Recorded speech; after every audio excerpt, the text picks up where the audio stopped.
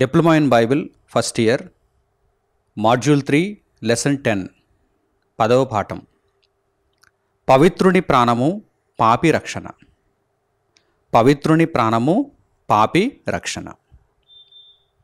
ప్రియులారా, భూమి మీద మనుషులందరూ దేవుడిచ్చిన ఆయుష్కాలంలో జీవిస్తున్నారు. నరులందరూ ప్రాణము కలిగి జీవిస్తున్నారు. ఆత్మలైనటువంటి మనుష్యులు దేవుడిచ్చినటువంటి దేహములలో ఆయన అనుగ్రహించినటువంటి ప్రాణముతో జీవిస్తున్నారు. ఈ ప్రాణముతో ఎప్పుడైతే నరులు జీవిస్తున్నారో వారి యొక్క చర్యలలో దుష్ట చర్యలు, దోషపూరితమైనటువంటి చర్యలు, పాపపు చర్యలు దేవునికి కనిపిస్తున్నప్పుడు ఆ పాపమంతా కూడా ఎవరికి ఆపాదింపబడుతుంది? ఆత్మకు ఆపాదింపబడుతుంది. ప్రాణమున్న నరులు చేసినటువంటి పాపపు క్రియలన్నీ కూడా ఆత్మ వెంట వస్తాయి. ఎందుకంటే శరీరం ఏమవుతుంది? ఇక్కడే మట్టిలో పూడ్చబడుతుంది, మట్టిలో కలిసిపోతుంది. ప్రాణం ఏమవుతుంది? విడిచి వెళ్ళిపోతుంది, దేవుని యొక్క ఆధీనంలోనికి వెళ్ళిపోతుంది, దేవుడు తీసేసుకుంటాడు. ఈ రెండూ కూడా, ప్రాణము మరియు శరీరము కూడా ఆత్మ ఈ భూమి మీద కొద్ది కాలం ఉండటానికి ఉపయోగపడేవి, దేవుడు అనుగ్రహించినవి. వీటి సహాయంతో మంచి క్రియలు చేయాలి, సత్క్రియలు చేయాలి, పరిశుద్ధ క్రియలు చేయాలి, దేవుని యొక్క క్రియలు చేయాలి. అలా కాకుండా దేవునికి భిన్నమైనటువంటి జీవితాన్ని జీవించినటువంటి మనిషి పాపమును మూటగట్టుకుంటున్నాడు. మరి శరీరం ఎక్కడే విడిచిపెట్టబడి ప్రాణము కూడా వెళ్ళిపోయి ఆత్మకు ఈ పాపపు క్రియలన్నీ కూడా ఆపాదింపబడినప్పుడు మరి ఆత్మ ఎక్కడికి వెళ్ళాలి? ఆ పాపమును బట్టి ఆత్మ నిత్య నరకాగ్నికి వెళ్ళాలి. ఇలా మనుషులందరూ నిత్య నరకాగ్నికి పోతే దేవుని సంకల్పమునకు ఇక విలువే ఉంది. మనుషులందరూ పాపం చేస్తున్నారు, మనుషులందరూ కూడా నరకానికి వెళ్ళిపోతున్నారు. ఎవరైనా ఒక్కరైనా మనకు కనిపిస్తున్నారా? తల్లి గర్భమున పడినది మొదలుకొని మరలా మట్టిలో కలిసిపోయేంత వరకు దేవుడిచ్చినటువంటి ఆయుష్కాలంలో ఒక్క క్షణం కూడా పాపము చేయకుండా ఆలోచనలో కానీ, చూపులో కానీ, క్రియలలో కానీ ఒక్క క్షణమైన పాపము చేయకుండా, పాపము లేకుండా పవిత్రముగా, పరిశుద్ధునిగా జీవించినటువంటి వ్యక్తులు ఎవరైనా మన చుట్టూ కనిపిస్తున్నారా అంటే లేదు, లేదు. మనుషులందరూ పాపము చేసి దేవుడు అనుగ్రహించు మహిమను పొందలేకపోవచ్చున్నారు అని పరిశుద్ధ గ్రంథంలో మనకు కనిపిస్తోంది. ఒక్కసారి మీరు చూడండి, పౌలు గారు రోమీయులకు రాసినటువంటి పత్రిక 3వ అధ్యాయములో దేవుడు ఈ సంగతిని పరిశుద్ధాత్మ ప్రేరణ చేత వ్రాయించాడు. మనుషులందరూ కూడా పాపము చేసిన వారుగానే కనిపిస్తున్నారు అని మనకు అర్థమవుతుంది. చూడండి, రోమీయులకు పౌలు గారు రాసినటువంటి పత్రిక 3వ అధ్యాయము 23వ వాక్యాన్ని చూడండి. పౌలు గారు రోమీయులకు రాసిన పత్రిక 3వ అధ్యాయము 23వ వాక్యం. ఏ భేదమును లేదు, అందరూ పాపము చేసి దేవుడు అనుగ్రహించు మహిమను పొందలేకపోవచ్చున్నారు, నిత్యత్వానికి వెళ్ళలేకపోవచ్చున్నారు. పాపము చేసి ఏ భేదం లేదు, మనుషులలో ప్రతి ఒక్కరూ కూడా పాపము చేసి వారు నిత్యత్వానికి వెళ్ళలేకపోతున్నారు, దేవుడు అనుగ్రహించు మహిమను పొందలేకపోవచ్చున్నారు. మరి ఇటువంటి పరిస్థితులలో ఎవరినైనా దేవుడు రక్షించాలి అంటే ఎలా సాధ్యం? అందుచేతనే దేవుడు ఒక అద్భుతమైనటువంటి ప్రణాళికను రచించాడు. అదేమిటంటే, రక్తమునకు రక్తము బదులుగా ఇస్తే, రక్తమునకు రక్తం బదులుగా ఇస్తే, ప్రాణమునకు ప్రాణము బదులుగా ఇస్తే అప్పుడు వారిని నిర్దోషులుగా నేను ఎంచుదును అంటున్నాడు దేవుడు. మనుషులు పాపం చేశారు, మరి మనుషులు చేసినటువంటి పాపమునకు ప్రాయశ్చిత్తం కావాలి, పరిహారం కావాలి. ఎవరు చేస్తారు ఆ పరిహారాన్ని?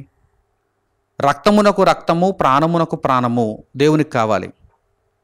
ఎవరు చేస్తారు ఆ పరిహారాన్ని?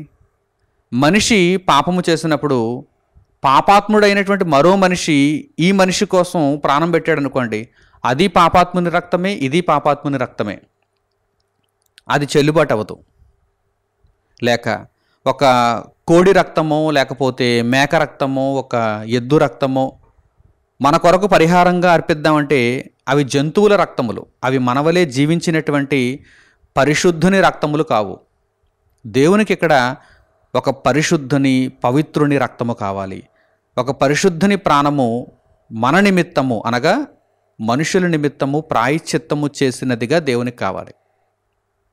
ఎందుకంటే దేవుని యొక్క ఆలోచన ఏమిటి? ఒక్కసారి ద్వితీయోపదేశకాండము 19వ అధ్యాయము 21వ వాక్యాన్ని మీరు చూడగలిగితే ఇశ్రాయేలీయులకు దేవుడిచ్చినటువంటి విధి ఏంటి ఒకసారి చూడండి. ద్వితీయోపదేశకాండము 19వ అధ్యాయము 21వ వాక్యం, నీవు ఎవరిని కటాక్షింపకూడదు, ప్రాణమునకు ప్రాణము, ప్రాణమునకు ప్రాణం ఉండాలి, ప్రాయశ్చిత్తం, ప్రాణమునకు ప్రాణము, కంటికి కన్ను, పంటికి పళ్ళు, చేతికి చెయ్యి, కాలికి కాలు మీకు విధి. ఇప్పుడు మనుషులందరూ పాపము చేసి నిత్యాగ్నికి తరలిపోతున్నారు. పాపాత్ములైన ప్రాణులుగా మనుషులు కనిపిస్తున్నారు. మరి వీరి నిమిత్తము ప్రాయశ్చిత్తం చేసేది ఎవరు? వీరి నిమిత్తం ప్రాణం పెట్టేది ఎవరు అని దేవుడే మరలా ఒక అద్భుతమైనటువంటి సంకల్పాన్ని రచించాడు. అదేమిటంటే పరలోకమందున్న దేవుని కుమారుడైన యేసుక్రీస్తును శరీరధారిగా లోకమునకు ఆయన పంపించాడు. సుమారు 2000 సంవత్సరాల క్రితం దేవుని వాక్యము శరీరాన్ని ధరించుకొని ఈ భూమి మీద నివసించింది. ఆయనే యేసుక్రీస్తు ప్రభు. ఆయన ఎలా జీవించాడు? పాపరహితునిగా జీవించాడు. ఆయనలో ఏ పాపము లేదు. పరిశుద్ధునిగా పవిత్రునిగా జీవించాడు.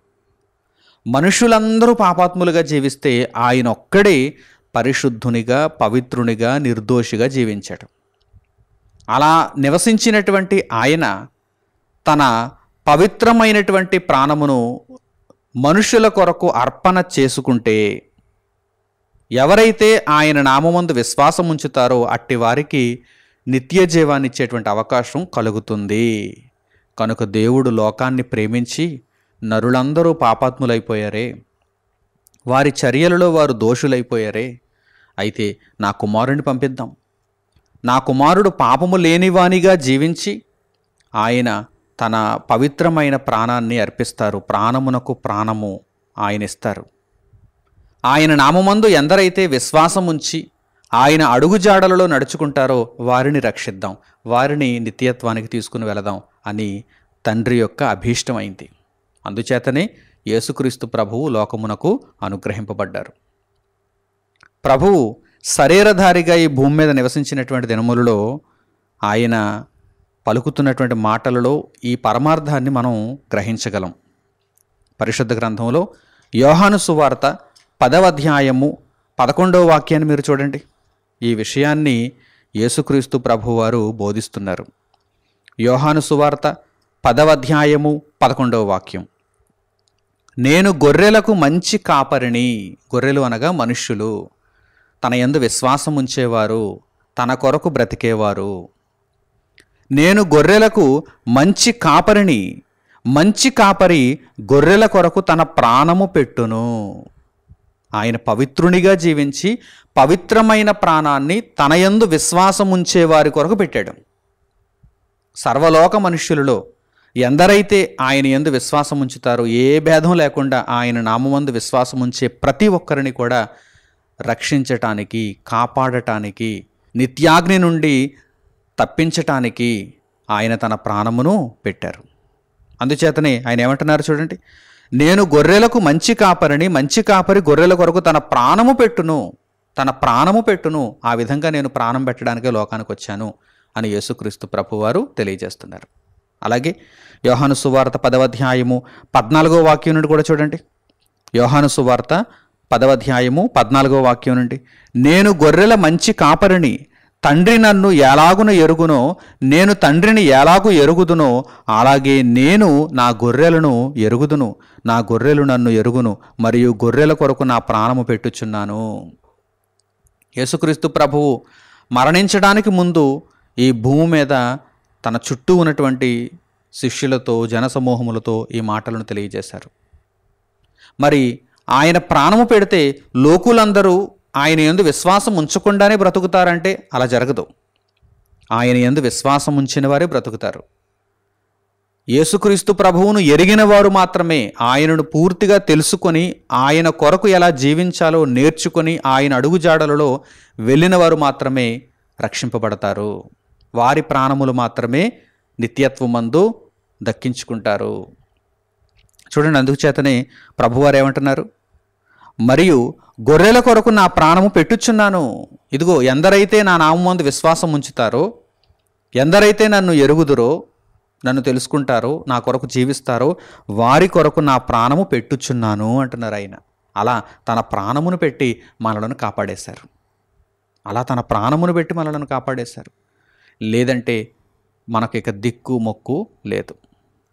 ఎందుకంటే ఆయా సందర్భాలలో పాపిష్టి మనుష్యులుగా కనిపిస్తున్నటువంటి మనం, ప్రాణమును పాపము కొరకు వినియోగించిన మనం పరలోకానికి ఎలా చేరుకోగలం? పరలోకంలో అంతా పరిశుద్ధతే, అంతా నిర్దోషత్వమే, అంతా పవిత్రతే. మరి అలాంటప్పుడు అక్కడ మనకు ఆహ్వానం ఉండదే, అక్కడ మనకు ప్రవేశం ఉండదే. అందుచేతనే యేసుక్రీస్తు ప్రభువు మన నిమిత్తము పవిత్రమైన ప్రాణాన్ని పెట్టారు. పవిత్రమైన తన ప్రాణాన్ని మన కొరకు అర్పించారు. అలాగే 10వ అధ్యాయము యోహాను సువార్తలో 17వ వాక్యం నుండి కూడా చూడండి.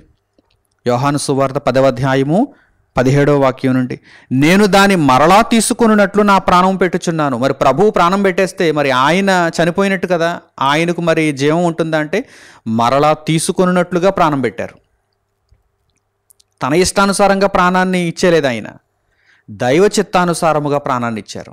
నేను మరలా దాన్ని తీసుకున్నట్లు నా ప్రాణం పెట్టుచున్నాను, ఇందువలననే నా తండ్రి నన్ను ప్రేమించుచున్నాడు. ఎవడునూ నా ప్రాణము తీసుకొనడు. ఏదో యూదులు సిలువేసేశారు, ఇస్కరియోతు యోధ అప్పగించేశాడు, రోమీయులు సిలువేసేశారు అని మీరు వారి ఇష్టానుసారంగా యేసుక్రీస్తు ప్రభు యొక్క ప్రాణాన్ని తీసేసుకున్నారనుకోకండి. వారందరూ పాపాత్ములుగా, పావులుగా వినియోగింపబడ్డారంతే. వారందరూ పాపాత్ములైన వారు వారి ఇష్టానుసారంగా వెళ్ళారు. కానీ ఇదంతా కూడా తండ్రి యొక్క సంకల్పం, తండ్రి చిత్తం. చూడండి, ఎవడును నా ప్రాణము తీసుకొనడు, నా అంతటా నేనే దాని పెట్టుచున్నాను. దాని పెట్టుటకు నాకు అధికారము కలదు, దాన్ని తిరిగి తీసుకొనుటకును నాకు అధికారము కలదు. నా తండ్రి వలన ఈ ఆజ్ఞ పొందితినెను. దైవ చిత్తానుసారముగా ప్రాణం పెడితే మరలా దక్కించుకుంటాం కదా. మునుపటి పాఠంలో మనం నేర్చుకున్నాం, దక్కించుకొను నిమిత్తము పోగొట్టుకునే ప్రాణం. ఆ విధంగా యేసుక్రీస్తు ప్రభువారు మొట్టమొదట తన ప్రాణమును దైవ చిత్తానుసారముగా సర్వలోక రక్షణార్థమై పెట్టారు, అర్పించారు.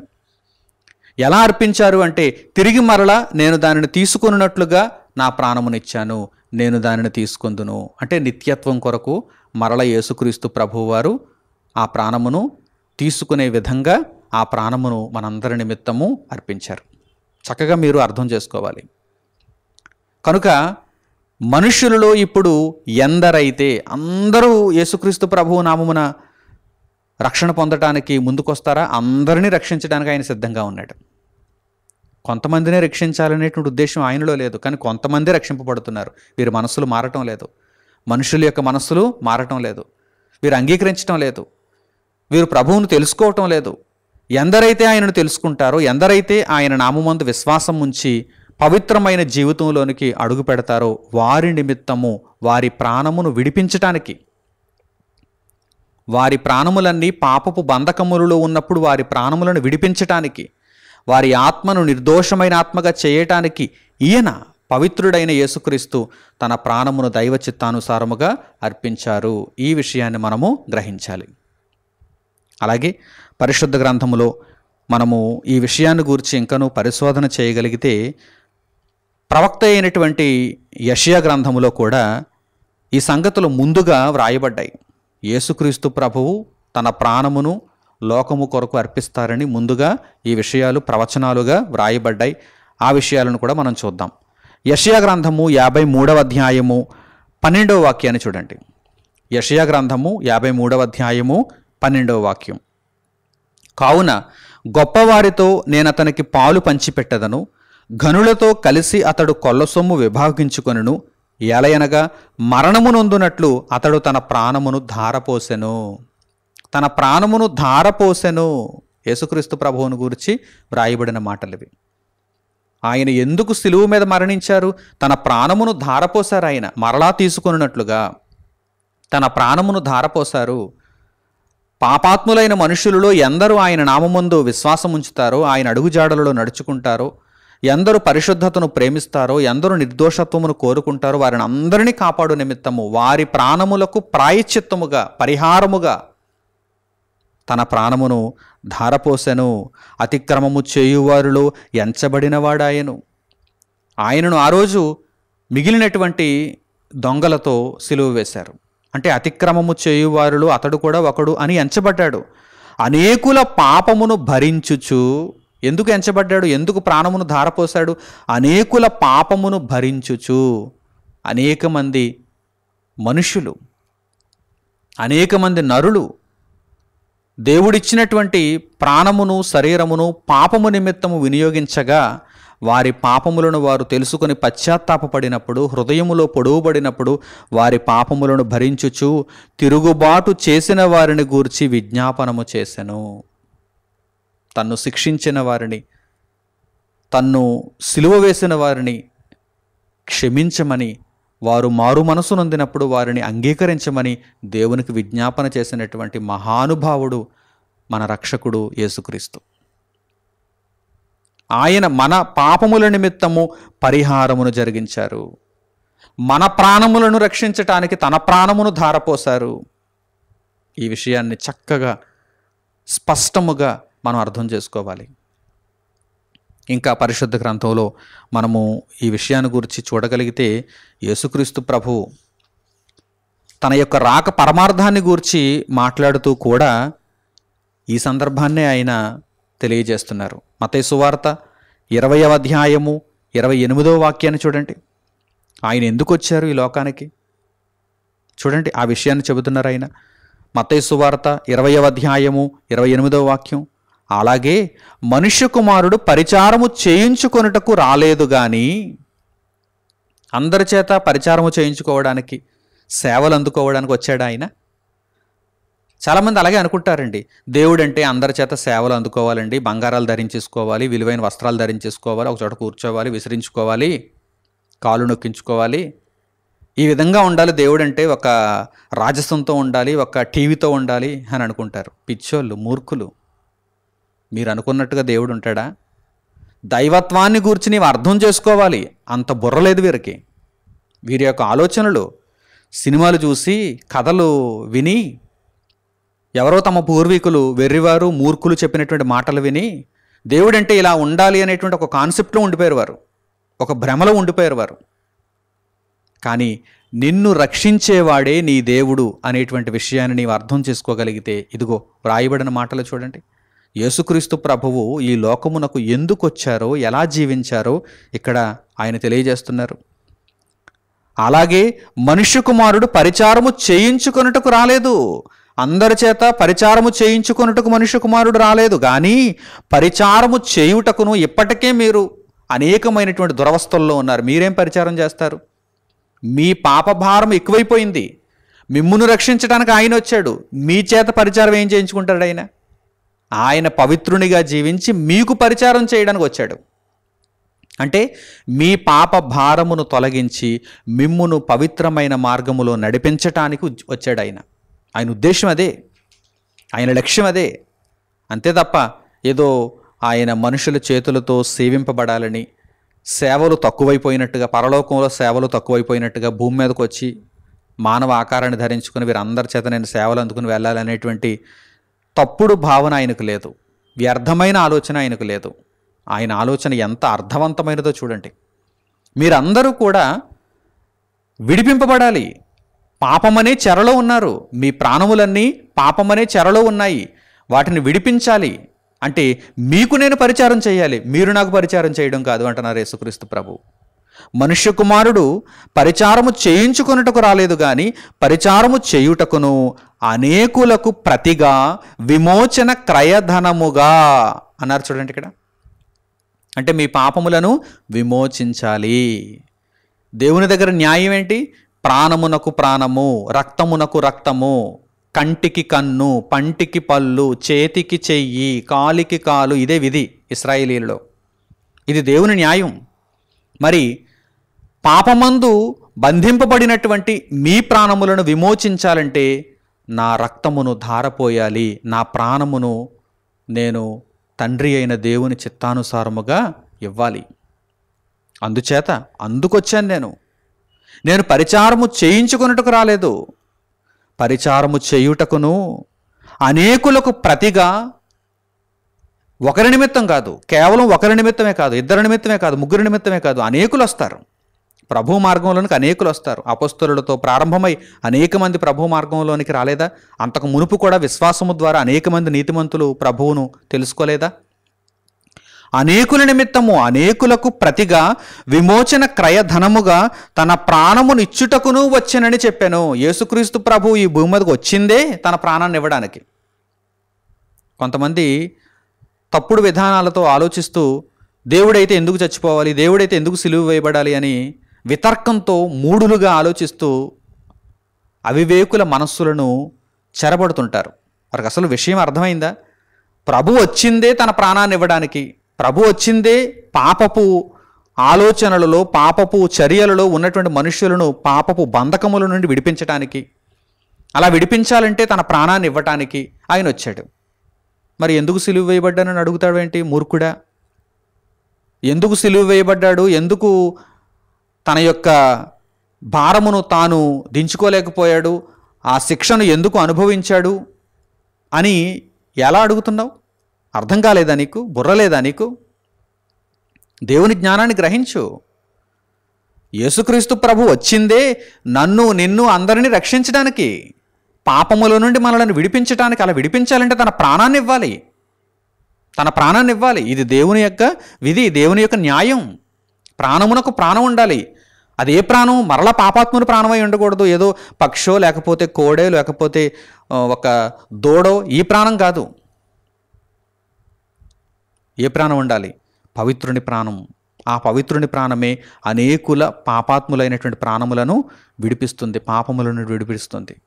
కనుక ఆయన అనేకులకు ప్రతిగా విమోచన క్రయధనముగా తన ప్రాణమునిచ్చుటకు వచ్చాను. ఈ విధంగా పవిత్రుని ప్రాణము పాపిని రక్షిస్తోంది. పాపిని రక్షిస్తోంది అంటే అందరు పాపాత్ములని కాదు. అందరిలో ఎందరైతే, ఏ భేదం లేదు, ఎందరైతే యేసుక్రీస్తు ప్రభువును తెలుసుకుంటారో, ప్రభువు నామమందు విశ్వాసం ఉంచుతారో, ఆయన చెప్పినట్టుగా బాప్తిస్మము ద్వారా నూతనంగా జన్మించి ప్రభు రాజ్యంలో చేర్చబడతారో వారిని విమోచించుటకు. మేము ప్రభువును తెలుసుకోమండి, రక్షించేమన్నాడు మమ్మల్ని, మా ఇష్టం మాది, మేము ఇలాగే పాపంలో కొనసాగిపోతామంటే మిమ్మల్ని ఎందుకు రక్షించాలి? మీ మనసు మారినప్పుడు మిమ్మల్ని ఎందుకు రక్షించాలి? కనుక ఎవరైతే మారతారో వారిని రక్షించడానికి ఆయన వచ్చాడు. వారి కొరకు తన విలువైన ప్రాణాన్ని ఇచ్చాడు. విలువైన ప్రాణాన్ని ఎవరికి పడితే వారికి ఇచ్చేస్తారండి? ఏమండి, జైల్లో ఉన్నటువంటి ఖైదీకి బెయిల్ ఇవ్వాలంటే వారి సొంతవారు రావాలి. ఒక న్యాయవాది వచ్చి చేతిలో బోల్డ్ బెయిల్స్ పట్టుకుని అందరికీ బెయిల్స్ ఇచ్చేస్తున్నాను, మీరు ఎవరో నాకు తెలియదు, అందరూ విడుదల పొందండి అంటాడా? అలా ఎందుకంటాడు? జామీన్ అందరికీ ఎందుకు ఇస్తాడు? తెలిసిన వారికి ఇస్తాడు, నమ్మిన వారికి ఇస్తాడు. కనుక యేసుక్రీస్తు ప్రభువు కూడా అంతే. పాపమనే బంధకము నుండి మనలను విడిపించటానికి ఆయన వచ్చాడు. ఆయన తన పవిత్రమైన ప్రాణమునిచ్చాడు. అలాగని ఇక్కడ ఎటువంటి భేదం లేదు. నన్ను రక్షిస్తాడా, రక్షించడా అనేటువంటి సందేహం నీకు లేదు. నీవు ఆయనను నమ్మితే, నీవు ఆయనను అంగీకరిస్తే, యూదుడైనా, గ్రీసు దేశస్థుడైనా, స్త్రీ అయినా, పురుషుడైనా, దాసుడైనా, స్వతంత్రుడైనా ఏ భేదం లేదు. అందరినీ ఆయన ఆహ్వానిస్తున్నాడు. నీవు అంటరాని వాడవని ఈ సమాజం నిన్ను దూరం పెట్టిందా? నీవు కూడా ఆయనకు సమానమే. అందరితో పాటు నీవు కూడా ఆయనకు సమానమే. అందరూ ఆయనకు సమానమే. ఏ పక్షపాతం లేదు. యేసుక్రీస్తు అందరికీ ప్రభువు. కనుక నీదే ఆలస్యం. ఆయన దగ్గర ఎటువంటి భేదం లేదు, ఆయన దగ్గర ఎటువంటి పక్షపాతం లేదు. నీదే ఆలస్యం. నీవు రక్షింపబడాలనేటువంటి మనస్సు నీకుంటే వెంటనే ప్రభువు పాదముల దగ్గరకు వచ్చేయాలి. ప్రభువా నన్ను రక్షించు అని వేడుకోవాలి. నా నిమిత్తము నీ పవిత్రమైన ప్రాణమును అర్పించావు గనక నన్ను రక్షించు, నా పాపముల నుండి నన్ను పరిహరించు, నన్ను నిర్దోషిగా చెయ్యి, నన్ను పరిశుద్ధునిగా చెయ్యి, ఇక మీదట నీ మార్గంలో నేను నడుచుకుంటాను అని ఒక చక్కని బలమైన స్థిరమైన నిర్ణయాన్ని నీవు తీసుకోగలిగితే నీవు రక్షింపబడినట్టే. నీవు రక్షింపబడినట్టే. ఆ పవిత్రుని ప్రాణము నిన్ను రక్షిస్తుంది, నన్ను రక్షించినట్టుగా నిన్ను రక్షిస్తుంది. ఇంకను పరిశుద్ధ గ్రంథంలో ఈ విషయాన్ని గూర్చి మనము తెలుసుకుంటూ ముందుకు వెళదాం. యెహెజ్కేలు గ్రంథము 33వ అధ్యాయము 1వ వాక్యము నుండి మీరు చూడండి. యెహెజ్కేలు గ్రంథము 33వ అధ్యాయము 1వ వాక్యము నుండి ఇక్కడ ఒక సందర్భం రాయబడింది. అదేమిటంటే, దేవుని వాక్యమును నీవు అనేకులకు తెలియజేస్తూ అనేకులను రక్షించాలనేటువంటి ఉద్దేశ్యం ఇక్కడ ఈ సందర్భంలో మనకు కనిపిస్తుంది. మనము రక్షింపబడిన మీదట మనం రక్షింపబడ్డాం. యేసుక్రీస్తు ప్రభువును స్వరక్షకునిగా అంగీకరించి మన నిమిత్తము ఆయన ప్రాణమును ధారపోశారు గనక, మన విమోచన నిమిత్తము ఆయన క్రయధనముగా తన ప్రాణమును ఇచ్చారు గనక మనం రక్షింపబడ్డాం. మరి రక్షింపబడిన పిదప మనం ఏం చేయాలి? అనేకులను రక్షించే పనిలో ఉండాలి, ఖాళీగా ఉండకూడదు. రక్షింపబడినటువంటి వారు ఏం చేయాలి? అనేకులను ఈ విషయమై రక్షించే పనిలో ఉండాలి. అంటే వీరందరూ రక్షింపబడిన మీదట మిగిలిన వారిని రక్షించుటకు తమ ప్రాణములను కూడా యేసుక్రీస్తు ప్రభువు వలె ధారపోసేవారుగా ఉండాలి అనేది దేవుని యొక్క ఆలోచన. ఏమంటే, యేసుక్రీస్తు ప్రభువు వారు మన పాపముల నుండి మనలను విడిపించటానికి పవిత్రుడైనటువంటి ఆయన తన ప్రాణమును ధారపోశారు. ఇక్కడి వరకు మనకు అర్థమైంది. మరి ఈరోజు అనేక మంది రక్షింపబడాలంటే దేవుని వాక్యం వారి చెంతకు వెళ్ళాలి కదా, వారు దేవుని వాక్యాన్ని వినాలి కదా. స్వచ్ఛమైన స్పష్టముగా చెప్పబడిన దేవుని వాక్యమును వారు వింటేనే కదా గ్రహించగలరు. మరి అలా తీసుకుని వెళ్ళేది ఎవరు? మనమే, అంటే రక్షింపబడిన వారు. ఎందరి జీవితాలనైతే యేసుక్రీస్తు ప్రభువు వారు పాపముల నుండి విడిపించి రక్షించారో వారందరూ కూడా, ఇందులో మరలా ఎటువంటి వ్యత్యాసం లేదు. పాస్టర్ గారే దేవుని వాక్యం చెప్పాలి, లేకపోతే ఫలానా ఆయనే చెప్పాలి, ఫలానా ఆమె చెప్పాలి, ఇందులో ఎటువంటి భేదం లేదు. రక్షింపబడిన ప్రతి ఒక్కరూ కూడా అనేకులకు దేవుని వాక్యమును గూర్చి పరిచయము చేయవలసిన వారుగా ఉన్నారు. ఎందుకంటే రక్షింపబడిన తర్వాత మనం అందరం ఏమైపోతాం? పరిశుద్ధులుగా మారిపోతాం, నీతిమంతులుగా మారిపోతాం. ఎందుకంటే మరలా పాపాత్ములుగా ఉండడానికి కాదు కదా మనల్ని రక్షించింది యేసుక్రీస్తు ప్రభు. ఆయన వలె జీవించటానికి, ఆయన వలె జీవించడానికి అనేక విషయములలో తప్పిపోతున్న మరలా ప్రభువు యొక్క శరణు వేడుకొని మనము కడగబడుతున్నాం, రక్షింపబడుతున్నాం, నీతిమంతులుగా మార్చబడుతున్నాం. మరి పరిశుద్ధులుగా జీవిస్తున్నటువంటి మనం ఏం చేయాలి? అనేకులను దేవుని మార్గంలో నడిపించటానికి సువార్తను ప్రకటించే వారముగా ఉండాలి. అంటే పరిశుద్ధులమైనటువంటి మన ప్రాణములను కూడా అనేకులను రక్షించు నిమిత్తము వాక్య ప్రకటన చేస్తూ యేసుక్రీస్తు ప్రభువు ప్రాణమును ఎలాగైతే ధారపోసారో మనము కూడా ఆ విధంగానే ప్రాణమును ఖర్చు చేయాలి. మునుపటి పాఠంలో మీరు నేర్చుకున్నారు కదా, దక్కించుకొనుటకు పోగొట్టుకునే ప్రాణము. మరలా ఇక్కడ ఆ కాన్సెప్టు మనకు వస్తుంది. ఈ సందర్భాన్ని ఇప్పుడు మీరు ఆలోచన చేయండి. యెహెజ్కేలు గ్రంథము 33వ అధ్యాయము 1వ వాక్యం నుండి మీరు చూడండి.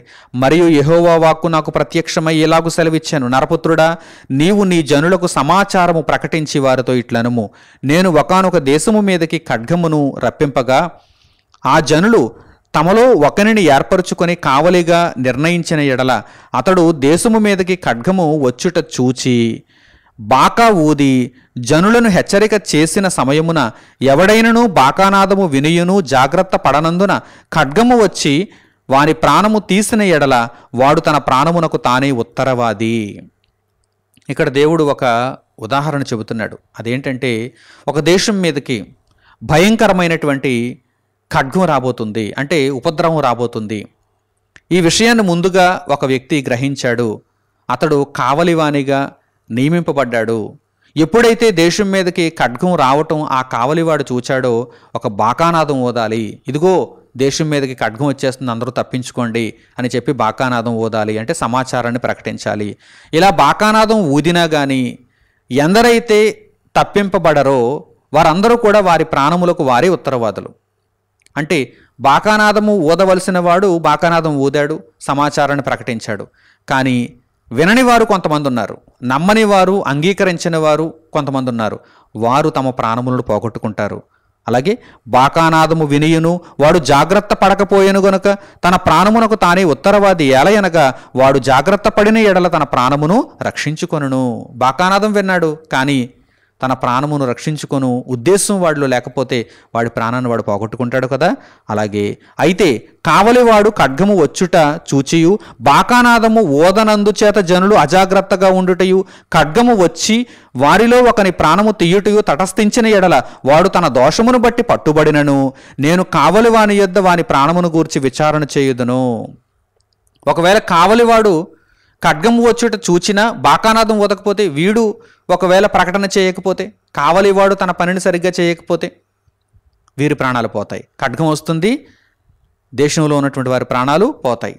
వారు తమ తప్పులను బట్టి వారు శిక్షను అందుతారు, కానీ వారి ప్రాణములను గూర్చి ఇక్కడ బాకానాదము ఊదవలసినటువంటి వారిని గూర్చి కూడా నేను విచారణ చేస్తాను. నరపుత్రుడా, నేను నిన్ను ఇశ్రాయేలీయులకు కావలివానిగా నియమించి ఉన్నాను గనుక నీవు నా నోటి మాటను విని నాకు ప్రతిగా వారిని హెచ్చరిక చేయవలెను. ఇదిగో ఇక్కడ దేవుడు తన దాసునికి చెబుతున్నాడు, నీవు ఒక కావలివానిగా నియమింపబడ్డావు. ఈరోజు మనకు కూడా చెబుతున్నాడు, రక్షింపబడిన వారికి చెబుతున్నాడు దేవుడు, మీరు కావలివారుగా నియమింపబడ్డారు. ఎవరో కొందరే కాదు, రక్షింపబడిన ప్రతి ఒక్కరూ కూడా ఈ సమాజములో కావలివారుగా, బాకానాదము ఊదవలసిన వారుగా నియమింపబడ్డారు.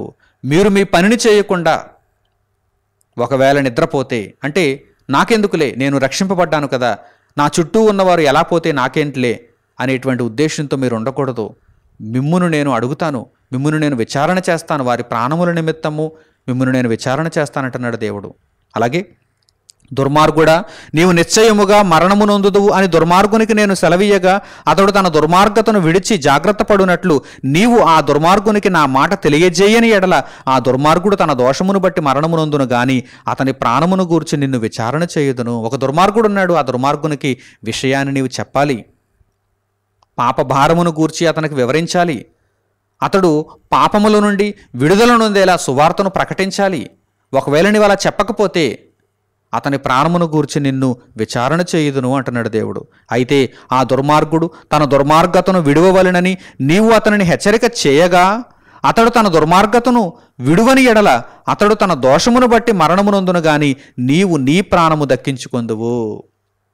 ఈ సందర్భాన్ని చక్కగా మీరు అర్థం చేసుకోగలిగితే మనము దేవుని వాక్యమును సువార్త ప్రకటనగా అనేక మంది యొద్దకు తీసుకొని వెళ్ళవలసినటువంటి అవసరత, ఆవశ్యకత ఎంత గొప్పగా ఉన్నదో మనకు అర్థమవుతుంది.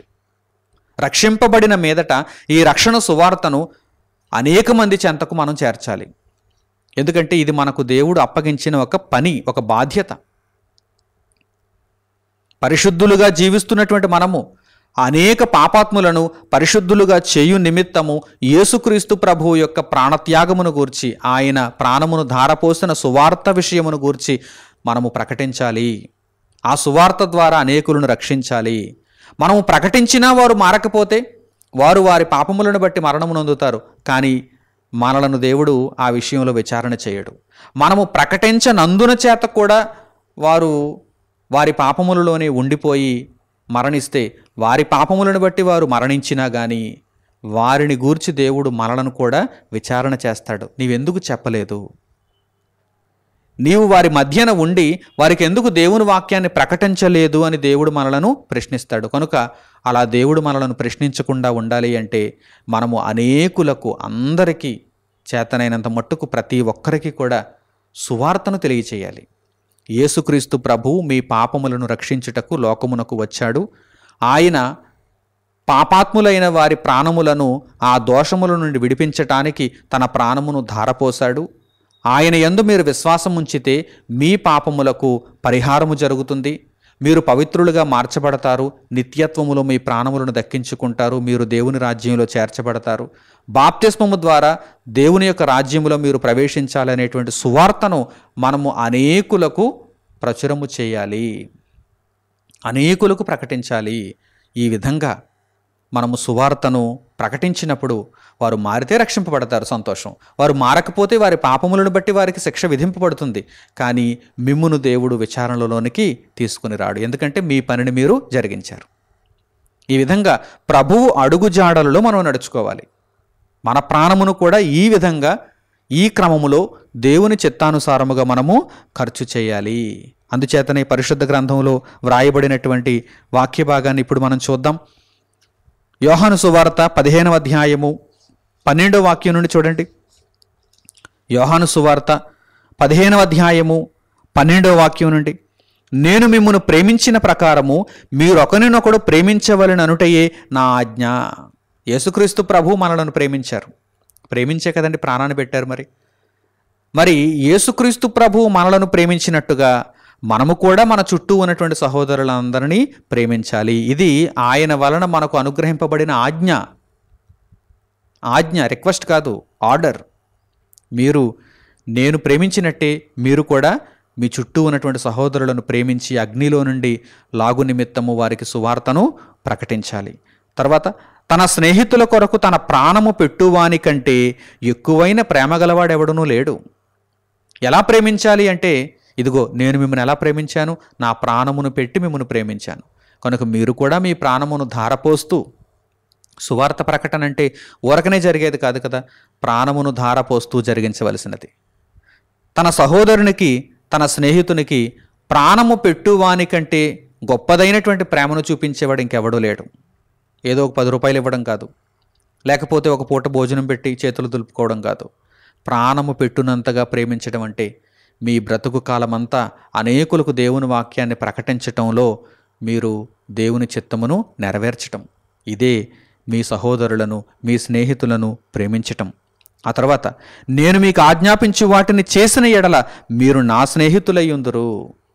ఇదిగో నేను ఏ విధంగా అయితే మిమ్మల్ని ప్రేమించానో, నా ప్రాణం పెట్టి మిమ్మల్ని ప్రేమించాను, మీరు కూడా మీ ప్రాణములను, మీ స్నేహితులను, మీ సహోదరులను, మీ చుట్టూ ఉన్నటువంటి జనులను అందరినీ రక్షించటానికి ఖర్చు చేయాలి, ధారపోయాలి అని యేసుక్రీస్తు ప్రభువారు ఇక్కడ తెలియజేస్తున్నారు. అలాగే యోహాను గారి యొక్క మొదటి పత్రిక 3వ అధ్యాయము 16వ వాక్యాన్ని కూడా చూడండి. యోహాను గారు రాసినటువంటి మొదటి పత్రిక 3వ అధ్యాయము 16వ వాక్యం, ఆయన అనగా యేసుక్రీస్తు ప్రభువు మన నిమిత్తము తన ప్రాణము పెట్టెను గనుక దీని వలన ప్రేమ ఎట్టిదని తెలుసుకొనుచున్నాము. ప్రేమకు నిర్వచనం ఆయన చెప్పారు. తన ప్రాణమును పెట్టి మనలను ప్రేమించారు. అలాగని మనం ఆయనకు తెలుసా? మనం ఆయనకి ఏమైనా ముందుగా సపర్యలు చేశామా? సేవలు అందించామా? కానుకలు ఇచ్చామా? మనము దూరస్తులుగా ఉన్నప్పటికీ, పాపము చేసి ఆయనకు చాలా దూరంగా మనం జీవించినప్పటికీ మన మీద ప్రేమను చూపించారు ఆయన. మన నిమిత్తము ప్రాణం పెట్టారు ఆయన. చూడండి, ఆయన మన నిమిత్తము తన ప్రాణము పెట్టెను కనుక దీని వలన ప్రేమ ఎట్టిదని తెలుసుకొనుచున్నాము. ఇదేంటి ప్రేమ అంటే? ఏదో ఇచ్చి పుచ్చుకొని ప్రేమను చూపించడం కాదు. మనం ఎవరమో తెలియకపోయినా మన నిమిత్తం ప్రాణం పెట్టి మనలను రక్షించాలనుకున్నాడు చూసారా దేవుని కుమారుడు, ఆయన చూపించినదే ప్రేమ. దీనిని బట్టి ప్రేమ ఎట్టిదని మనము తెలుసుకొనుచున్నాము. మనము ప్రేమింపబడ్డాము, ప్రేమను ఇవ్వొద్దా? మనము కూడా సహోదరుల నిమిత్తము, ఎవరెవరు మనకు తెలియకపోయినా, ఎక్కడెక్కడున్నవారైనా, వారికి మనకు ఎటువంటి ఉత్తర ప్రత్యుత్తరాలు లేకపోయినా, సంబంధమేమీ లేకపోయినా, మనము అనేకులకు దేవుని వాక్యాన్ని ప్రకటించాలి. వారి నిమిత్తము మన ప్రాణమును ఖర్చు చేయాలి. మనము కూడా సహోదరుల నిమిత్తము మన ప్రాణములను పెట్టబద్ధులమై ఉన్నాము. ఇది ఆజ్ఞ. చాలామందికి సువార్త ప్రకటన మీద అవగాహన లేదు. మనం ఎందుకు చేయాలి? మనమేం చేయగలం? సువార్థికులు చూసుకుంటారులే, లేక సంఘంలో ఉన్నటువంటి నాయకులు చూసుకుంటారులే, పెద్దలు చూసుకుంటారులే, పాస్టర్లు చూసుకుంటారులే అని అనుకుంటారు. నీవు రక్షింపబడిన వాడవైతే నీకు ఒక బాధ్యత ఉంది. నీవు యేసుక్రీస్తు ప్రభువు నామమున బాప్తిస్మము నొంది దేవుని రాజ్యంలో చేర్చబడిన వాడవైతే, చేర్చబడిన దానివైతే నీకు ఒక బాధ్యత ఉంది. నిత్యం నీకు ఒక బాధ్యత గుర్తులో ఉండాలి, జ్ఞాపకంలో ఉండాలి. ఆ బాధ్యత ఏంటంటే, యేసు ప్రభువు మనలను ఏ విధంగా ప్రేమించారో మనము కూడా మన చుట్టూ ఉన్నటువంటి వారిని అదే ప్రేమతో ప్రేమించాలి. ఏ బంధం లేకపోయినా వారికి సువార్తను పంపిణీ చేయటానికి, ప్రకటించి వారిని రక్షించటానికి ఆలోచన చేయాలి. సువార్తను ప్రకటించి వారిని అందరినీ దేవుని రాజ్యంలో చేర్చటానికి మనము అహర్నిశలు శ్రమించాలి. మన ప్రాణమును ఈ విధంగా అర్పించాలి. కనుక ప్రియులారా, మంచి నిర్ణయాలు తీసుకోండి. ఒక పరిశుద్ధుడు, ఒక పవిత్రుడు తన ప్రాణమును పెట్టి పాపాత్ముడనైన నన్ను రక్షించాడు. నా ప్రాణమును దక్కించుకుని నిమిత్తము నాకు మార్గమును చూపాడు. కనుక నేను ఆయన అడుగుజాడలలో నడుచుకొని కృతజ్ఞుడనై ఆయన ఇచ్చినటువంటి ఆజ్ఞను పాటించాలి. నేను నా చుట్టూ ఉన్నటువంటి సహోదరులను ప్రేమింపబద్ధుడనై ఉన్నాను కనుక దేవుని చిత్తానుసారముగా నడుచుకోవాలని ఒక మంచి నిర్ణయాన్ని మీరు తీసుకోవాలి. ఇప్పుడు ఈ విధంగా నడుచుకున్నటువంటి కొందరి ఉదాహరణలను మనం చూద్దాం. ముందుగా అపోస్తలుడైనటువంటి పౌలు గారు, ఆయన రక్షింపబడిన తర్వాత దేవుని కొరకు ఏ విధంగా ఆయన తన బ్రతుకును నిర్ణయించుకున్నారో, తన ప్రాణమును దేవుని నిమిత్తము ఎలా ఖర్చు చేస్తున్నారో ఒక్కసారి పరిశుద్ధ గ్రంథంలో ఒక వాక్య భాగం ద్వారా మనం చూద్దాం. అపోస్తలుల కార్యములు 20వ అధ్యాయము 24వ వాక్యాన్ని చూడండి. అపోస్తలుల కార్యములు 20వ అధ్యాయము 24వ వాక్యం. అయితే దేవుని కృపా సువార్తను గూర్చి సాక్ష్యమిచ్చుటయందు నా పరుగును. ఏ విధంగా బ్రతుకుతున్నారండి? రక్షింపబడిన తర్వాత ఒక పరుగు పందెం. ప్రతిరోజు అలసిపోవడమే. సువార్త కార్యక్రమాలలో ప్రతిరోజు అలసిపోవడం, అంతే తప్ప అవకాశం వచ్చినప్పుడు చేయడం కాదు. సువార్తే జీవితం ఆయనకు. ఆ విధంగా మనం కూడా ఉండాలి. ఆయనకు మాత్రమే కాదు, మనం కూడా ఆ విధంగానే ఉండాలి. అందుచేతనే వ్రాయబడ్డాయి ఈ మాటలు. చూడండి, అయితే దేవుని కృపాసువార్తను గూర్చి సాక్ష్యమిచ్చుటయందు నా పరుగును, నేను ప్రభువైన యేసు వలన పొందిన పరిచర్యను. యేసుక్రీస్తు ప్రభు మనకు ఒక పరిచర్యను అనుగ్రహించారు, సేవను అనుగ్రహించారు. ప్రభువు వలన కేవలం ఆశీర్వాదాలు, దీవెనలు మాత్రమే అనుగ్రహింపబడ్డాయి అనుకోకండి. ఆయన పరిచర్యను అనుగ్రహించారు, సువార్తను ప్రకటించే బాధ్యతను అప్పగించారు. నేను ప్రభువైన యేసు వలన పొందిన పరిచర్యను తుదముట్టింపవలనని, ఆ పరుగును, సువార్త పరుగును, యేసు ప్రభు అనుగ్రహించిన ఈ పరిచర్యను తుదముట్టింపవలనని, చివరి వరకు దానిని పూర్తి చేసుకొనవలనని నా ప్రాణమును నాకెంత మాత్రమును ప్రియమైనదిగా ఎంచుకొనటలేదు అంటున్నారు పౌలు గారు. ఉదాహరణ, మంచి ఉదాహరణ. నా ప్రాణమును నాకెంత మాత్రమును ప్రియమైనదిగా ఎంచుకొనటలేదు అంటే, లోకములో దానిని అనుభవించాలి, దీనిని అనుభవించాలి, ఈ విధంగా నేను బ్రతకాలి, ఆ విధంగా బ్రతకాలి, సుఖవంతమైనటువంటి, భాగ్యవంతమైనటువంటి, సౌఖ్యముతో కూడినటువంటి జీవితాన్ని నేను కలిగి ఉండాలనేటువంటి ఉద్దేశం ఆయనకు లేదు. నా ప్రాణమును నేను నాకెంత మాత్రమును ప్రియమైనదిగా ఎంచుకొనటలేదు. నా ప్రాణమును ధారపోసేస్తున్నాను. ఎక్కడి నుంచి వచ్చింది ఈ స్వభావం ఈయనకి? యేసుప్రభు దగ్గర నుండి. ఆయన ధారపోసాడు. ఆయన తన ప్రాణాన్ని ప్రియమైనదిగా ఎంచుకుని పరిచారము చేయించుకున్నాడు ఈ భూమి మీదకి వచ్చి?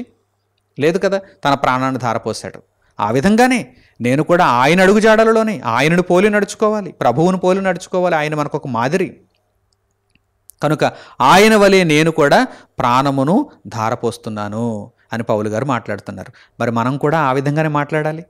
ఆ విధంగా మనం మాట్లాడి, ఆ విధంగా మనము చర్యలు చేసినప్పుడే పరలోకానికి మనము అంగీకరింపబడతాము. అలాగే మరొక ఉదాహరణను మీకు పరిచయం చేస్తాను. ఎపఫ్రోదీతు అనేటువంటి ఒక చక్కని దేవుని సేవకుడు మనకు ప్రారంభ శతాబ్దంలో కనిపిస్తున్నాడు.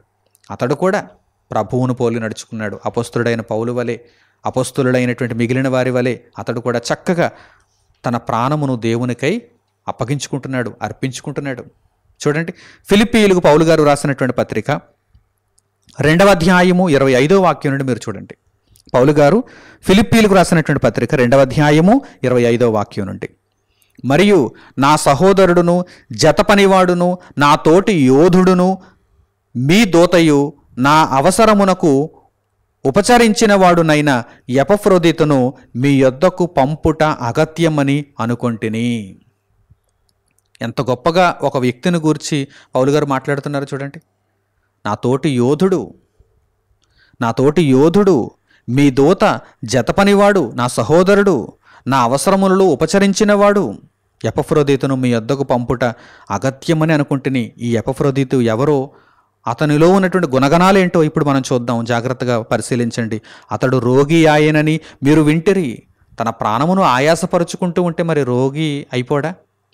తన ప్రాణమును ఎంత మాత్రము ప్రియమైనదిగా ఎంచుకోవటం లేదు. దేవుని పని, దేవుని కొరకు బ్రతకడమే, అనేకులకు దేవుని వాక్యాన్ని ప్రకటించడంలోనే జీవితం కొనసాగిపోవాలని ఎపఫ్రోదీతు నిర్ణయించుకున్నాడు గనుక అతడు రోగి ఆయనని మీరు వింటిరి గనుక అతడు మిమ్మల్ని అందరినీ చూడ మిగుల అపేక్ష గలవాడై విచారపడుచుండెను. నిజముగా అతడు రోగి అయి చావునకు సిద్ధమై ఉండెను గాని దేవుడు అతనిని కనికరించెను. ఇంకా ఆయుష్నిచ్చాడు దేవుడు, ప్రాణాన్ని ఇంకా పొడిగించాడు దేవుడు కనికరించాడు. అతడు మరణమవ్వాల్సిందే. దేవుని సేవలో తన యొక్క ప్రాణమును ఆయన ధారపోసి పూర్తిగా ముగించుకోవాల్సిందే. కానీ దేవుడు ఇంకా కాలాన్ని ఇచ్చాడు. అతని మాత్రమే గాక నాకు దుఃఖము మీద దుఃఖము కలుగకుండుటకై నన్నును కనికరించిన పౌలు గారు కూడా ఆ విధంగానే ఆయుష్ పెంచుకొని కనికరింపబడ్డారు. దేవుడు పౌలు గారి ప్రాణమును కూడా కాపాడాడు. కాబట్టి మీరు అతనిని చూచి మరలా సంతోషించు నిమిత్తమును నాకున్న దుఃఖము తగ్గు నిమిత్తమును అతనిని మరి శీఘ్రముగా పంపితిని. ఫిలిప్పీల దగ్గరకు ఆ ఎపఫ్రోదీతును పౌలు గారు పంపించారు. నా ఎడల మీ ఉపచర్యలో ఉన్న కొదువను తీర్చుటకై అతడు తన ప్రాణమునైనను లక్ష్య పెట్టక, చూసారా, క్రీస్తు నిమిత్తము ప్రాణమును కూడా లక్ష్య పెట్టలేదు. ఈరోజు ప్రాణమును దేనికి తెగిస్తున్నారు? ఏవేవో విన్యాసాలు చేయడానికి ప్రాణాలు తెగిస్తున్నారు కొంతమంది. ఉద్యోగం నిమిత్తం ప్రాణాలు తెగించేవారు ఉన్నారు. దేశం నిమిత్తం ప్రాణాలు తెగించేవారు ఉన్నారు. మనుషుల నిమిత్తం ప్రాణాలకు తెగించేవారు ఉన్నారు. కానీ దేవుని నిమిత్తము, సువార్త నిమిత్తము, క్రీస్తు నిమిత్తము ప్రాణమునైనను లక్ష్య పెట్టక క్రీస్తు యొక్క పని నిమిత్తము చావునకు సిద్ధమై ఉండెను గనుక పూర్ణానందముతో ప్రభువునందు అతనిని చేర్చుకొని అట్టి వారిని ఘనపరచుడి. అట్టి వారికి దేవుని దగ్గర చాలా విలువ ఉంటుంది. అట్టి వారిని సంఘములో మీరు కూడా ఘనపరచుడి అని పౌలు గారు ఇక్కడ మాట్లాడుతున్నారు. కనుక ప్రియులారా, ఈ ఉదాహరణలు మనకు చాలు. యేసుక్రీస్తు ప్రభు ఒక గొప్ప మాదిరిగా మనకు కనిపిస్తున్నారు. ఆయన పవిత్రునిగా జీవించి పవిత్రునిగా ఈ భూమి మీద తన యొక్క కాలమును ముగించుకొని మన నిమిత్తము ప్రాణమును ధారపోసి మన పాపముల నుండి మనలను విడిపించారు. మన పాపముల నుండి మనం విడిపింపబడ్డామంటే క్రీస్తు యేసునందు మనం పరిశుద్ధులు అయినట్టే. పరిశుద్ధులుగా మారినటువంటి మనము మన ప్రాణములను అనేకులను రక్షించు నిమిత్తము ధారపోయాలి అనేదే ఈ పాఠ్యాంశము యొక్క సారాంశం. కనుక మీరందరూ కూడా చక్కగా ఈ దేవుని జ్ఞానమును పొందినవారై, పరిశుద్ధుని ప్రాణము పాపిని ఎలా రక్షిస్తుందో తెలుసుకున్నవారై మీరు రక్షింపబడి అనేకులను రక్షించుటకు చేయూతనివ్వాలని హృదయపూర్వకంగా కోరుకుంటూ ఈ పాఠ్యాంశమును ఇంతటితో నేను ముగిస్తున్నాను. మన తండ్రి అయిన దేవుని ప్రేమ, మన రక్షకుడైన యేసుక్రీస్తు వారి కృప, పరిశుద్ధాత్ముని అన్యోన్య సహవాసము మనందరికీ సదాకాలము తోడై మనలను నడిపించునుగాక.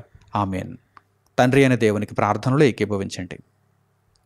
మహోన్నతుడును మహాపరిశుద్ధుడునైన మా కన్న తండ్రి, మేము పాపములలో పడి ఉండగా మమ్మను ఆ పాపపు దశలోనే విడిచిపెట్టకుండా రక్షించుటకు సంకల్పించి మీ కుమారుడైన యేసుక్రీస్తు ప్రభువు ద్వారా మమ్మను పరిశుద్ధులుగా, నిర్దోషులుగా చేయుటకు ఆయనను శరీరధారిగా ఈ లోకమునకు పంపించారు. ఆయన తన ప్రాణమును పరిశుద్ధముగా, పవిత్రముగా ధారపోసి మా ప్రాణములను పాపముల నుండి విడిపించారు. అందునిమిత్తము మీకు కృతజ్ఞతాస్తుతులు తండ్రి. ప్రభువును ఎరిగిన వారమై, ప్రభువు నామమందు విశ్వాసముంచిన వారమై, యేసుక్రీస్తు యొక్క సువార్తను మా జీవితములో స్థిరపరుచుకున్న వారమై, ఆ సువార్తను అనేకులకు ప్రకటించుటలో మా ప్రాణములను కూడా విరివిగా ధారపోయగలుగుటకు, అనేకులను రక్షించే నిమిత్తము మా ప్రాణములను మాకు ఎంతమాత్రము ప్రియమైనవిగా ఎంచుకొనకుండా మీ సేవలో మీ చిత్తానుసారముగా మా ప్రాణములను మీ కొరకు మాత్రమే మేము అర్పించుకొనగలుగుటకు సహాయము చేయమని మిమ్మల్ని వేడుకుంటూ, పరలోకములో ఉన్నతమైనటువంటి జీవితము నిమిత్తము, నిత్యత్వము నిమిత్తము, ప్రాణమును దక్కించుకునే నిమిత్తము, గొప్పగా పవిత్రత కొరకు, నిర్దోషత్వము కొరకు నాయన మీరు చూపినటువంటి మార్గములో వెళుతూ ప్రాణమును మీ కొరకు సమర్పించుకునేటువంటి గొప్ప భాగ్యమును మా అందరికీ దయచేయమని మిమ్మల్ని వేడుకుంటూ, మా ప్రార్థన మనవులను మా ప్రభువును మా రక్షకుడునైన యేసుక్రీస్తు వారి పేరిట మిమ్మల్ని వేడుకొనిచున్నాము తండ్రి. ఆమేన్. అందరికీ వందనములు. సెలవు.